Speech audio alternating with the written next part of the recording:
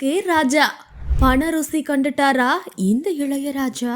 தயாரிப்பாளர்கள மிரட்டி காசு பார்க்கிறாரா இசைஞானி? என்ன நடந்தது இந்த தொகுப்புல விரிவா பார்க்கலாம் வாங்க. இசையமைப்பாளர் இளையராஜா 1000 திரைப்படங்களுக்கு மேல இசையமைச்சிட்டாரு. பல்லாயிரம் பாடல்கள், அதை விட அதிகமான பின்னணி இசைகள் என சர்வதாளமயமாக தமிழகத்துல நிறைஞ்சிருக்காரு. பேருந்துகள், தேநீர் கடைகள் என கடந்த 40 ஆண்டுகள்ல இளையராஜாவோட பாடல்கள் ஒலிக்காத இடங்களே இல்ல. அவருக்கு தற்போது வயது 82. இரவுல கேட்கிற ராஜா பாடல்கள், 80-90களோட இளையராஜாவோட இன்னிசை ராகங்கள், பேருந்து பயணத்துல கேட்கிற பாடல்கள், இதயம் போகும் இளையராஜா கீதங்கள் என யூடியூப்ல விதவிதமா தலைப்பிட்டு இளையராஜா உருவாக்கிய இசைகள் கேட்கப்பட்டுட்டு தான் இருக்கு. இளையராஜா கிட்ட இருந்து வந்த மிக சிறந்த பாடல்களை ரசிகர்கள் கேட்டுக்கலாம். ஆனா ராஜாவே நிறைய நல்ல பாடல்களையும் பாடியிருக்காரு. முக்கியமா இதயம் ஒரு கோவில், அடி ஆத்தாடி, புத்தம் புது காலை, பொன்னிற வேளை, சங்கத்தில் பாடாத கவிதை, நில அது வானத்து மேல, தென்றல் வந்து என்னை தீண்டும் போது, நான் ஏரிக்கரை ஓரத்துல, உன் குத்தம்மா என் குத்தம்மா, பறவையை எங்கு இருக்கிறாய் என தன்னோட காந்த குரல்ல பல பாடல்கள்ல உச்சத்திலேயே கொடுத்திருக்காரு.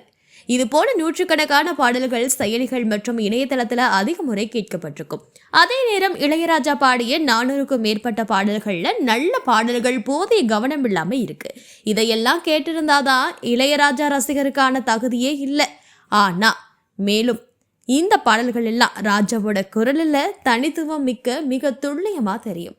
அப்படி என்ன பாடல்கள்? புது புது அர்த்தங்கள், என் காணம், ஈரவெளியோட காவியங்கள், தேவனோட கோவில் முடிய நேரம், அறுவடை நாள், பூங்காற்றே போதும் என் உடல் தீண்டாதே, நாரினில் பூ தொடுத்து, ஒரு ஆலம்பூ அத்திப்பூவை பார்த்ததுண்டா, சாதை என்னும் கொடுமை, அடி ஒன்ன காணாம, வாய கட்டி வைத்த கட்டி, என்னோட உலகம் வேறு, தனியாக நான் என்ன கேட்பேன். இப்பாடல்கள்ல ஒரு சிலர் பலர் கேட்டிருக்கலாம் இந்த பாடல்கள்ல. ஆனா எப்படி ஒரு பட்டியலை தயார் செஞ்சாலும் இளையராஜா ரசிகர்களே புதிதா கேட்கிற பாட்டு என நிச்சயம் ஒன்றாவது இருக்கும். சரி, மேல சொன்ன பாடல்கள் அனைத்தையுமே கேட்டவங்க இருக்காங்களா? இருந்தா அவங்க இளையராஜாவோட தீவிர ரசிகர்கள் தான். இப்படியெல்லாம் இளையராஜாவோட இசை மாயாஜாலம் பண்றதாலேயோ என்னமோ இந்த பிரச்சனையெல்லாம் தொடர்கதையாகிட்டு வருது இன்றளவும். அப்படி என்ன பிரச்சனை உங்களுக்கு தெரியாததா? அது இந்த பிரச்சனை தான். இப்போவெல்லாம் பழைய பாடல்களை பயன்படுத்துவது ஒரு ட்ரெண்டா மாறிடுச்சு. அப்போதுதான் ரசிகர்களை தியேட்டருக்கு வர வைக்க முடியும்னு இயக்குநர்களே பழைய பிளான் பண்றாங்க. அதுல பலரும் தேர்ந்தெடுப்பது குறிப்பா இளையராஜாவோட பாடல்களை தான். பிரச்சனை வரும் என்று தெரிந்தே கூட இதை ஒரு ப்ரமோஷனா சிலர் பயன்படுத்துறதும் உண்டு. ஆனா பிற பாடல்களை அனுமதி இல்லாம எப்படி பயன்படுத்த முடியும் என்ற கேள்வியும் இருக்கு. உண்மையில அந்த பாடல்களோட உரிமையை வச்சிருக்க நிறுவனத்துக்கிட்ட அனுமதி பெற்று அதற்கான பணமும் கொடுத்துட்டு தான் தயாரிப்பாளர்கள் பாடலை பயன்படுத்துறாங்க. பண ருசி கண்ட இளையராஜா இந்த விஷயத்துல அப்படி கிடையாது. நீங்க எங்க அனுமதி வாங்குனீங்களோ அவர்களுக்கே நான் அந்த உரிமையை கொடுக்கல என்று கரரா சொல்றாராம். மஞ்சுமல் பாய்ஸ் படம் வந்த போது கூட இதுதான் நடந்துச்சு.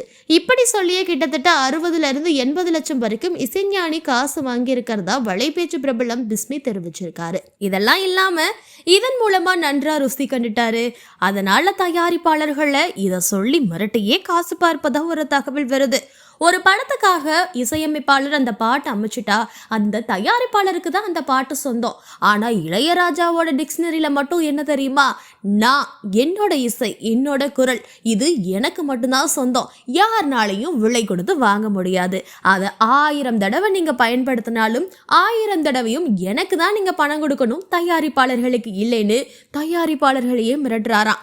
இருந்தாலும் சம்பந்தப்பட்டவர்கள் இந்த விஷயத்துல அமைதியா இருக்கிறதுல வெளியே தெரியல என்றாலும் சட்ட ரீதியா நடவடிக்கை போயிட்டு தான் இருக்குன்னு சிலர் குறிப்பிடுறாங்க.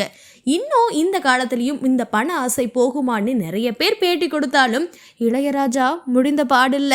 ஸோ அவரவர் பாட்டுக்கு அவரவர் வேலை பேசுறாருன்னு இன்னொரு பக்கமும் பேசப்படுது.